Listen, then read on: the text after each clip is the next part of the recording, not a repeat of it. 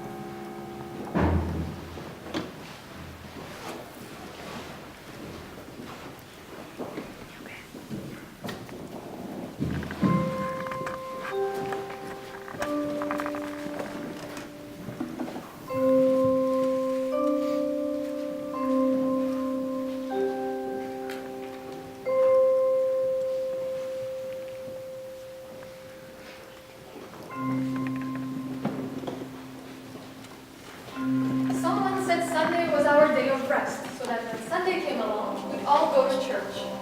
Hers the evil spirits, turn our mortal souls to heaven. Oh, damn it.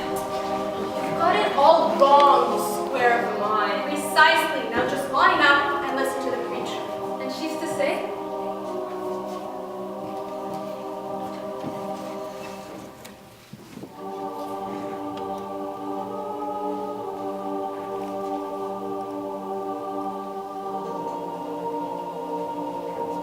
Our Father, who art in heaven, hallowed be thy name. Thy kingdom come, thy will be done on earth as it is in heaven. Give us this day our daily bread. Forgive us our trespasses, as we forgive those who trespass against us. Lead us not into temptation, deliver us from evil. Amen.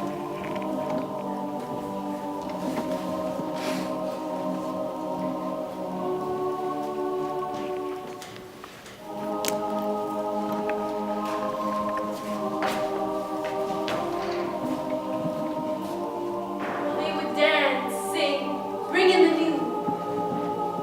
Sunday clothes slipped on. Sunday buttons and frills taken off from the passionate yet responsive response to God's word. If you can't make him, change him.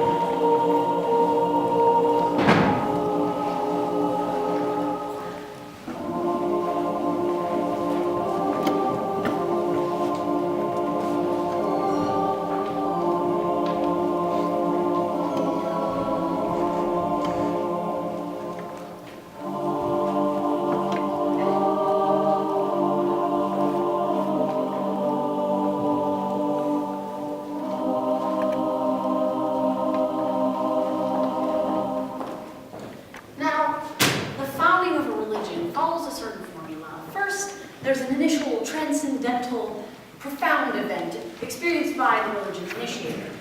Next comes the building of a small following, apostles, loyal believers, a tight-knit group. Then, an attempt to spread said beliefs and values of the religion to a larger audience. Evangelization. However, such an endeavor is difficult, for the widespread distribution of a moral code can instill fear and even provoke violence. Now, this cements our idea that mankind is a creature that struggles with big questions and change. Now, next class we'll be discussing favorite colors and what's for dinner. Hello.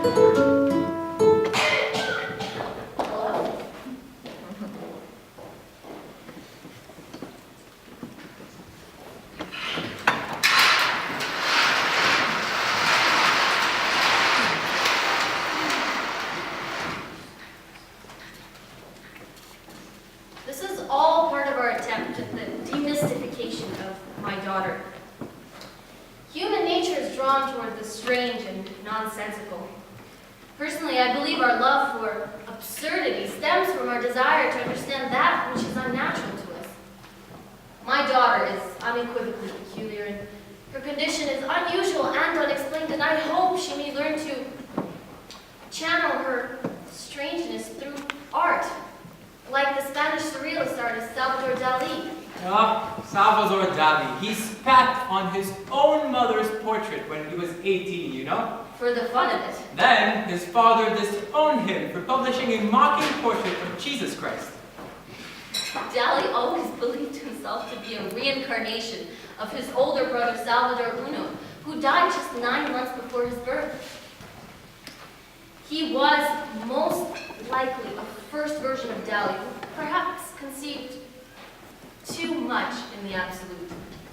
Well, after all, Dali is known for having said, "I myself am surrealism." Yes, and by defining himself as surrealism, Dali actually expelled himself from the surrealist movement.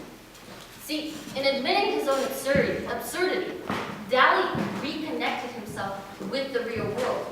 And in doing so, he attempted to explain and even to apologize for his actions, thereby making himself very unstrange. Oh, but he existed in a limbo understood by very few. But a limbo Dali found his art in, although through some mad mix of barbiturates, psychedelics, and psychotropics. See, at the time, Dali's mind was this landscape of fluctuating patterns and mad ideas, all accumulating into the art he is now known for.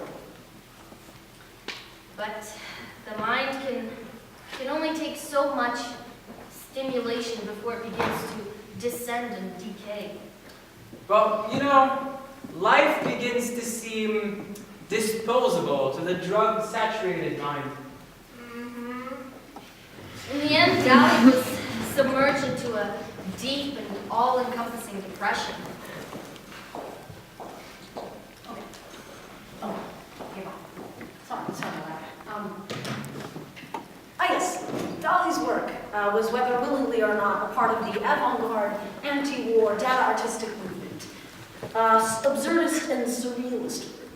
See, in the politically charged climate of Paris World War I, absurdism was not only a means of escapism from the atrocities of war, but also a powerful tool for activism. Right. Salvador Dali was actually expelled from the surrealist movement for refusing to politicize his art in a time when doing so was necessary. He also refused to explicitly denounce fascism in Hitlerian Europe. It was not defining himself as surrealism which caused him to be expelled from the activist art group, but rather it was Dali's lack of vocal activism in a time, in a climate which required it from him. To have the capacity to ridiculize something is to have power over it. Dali's art was an agreement on the ridiculousness of war and violence. Politicized art is still a means of activism today. Modern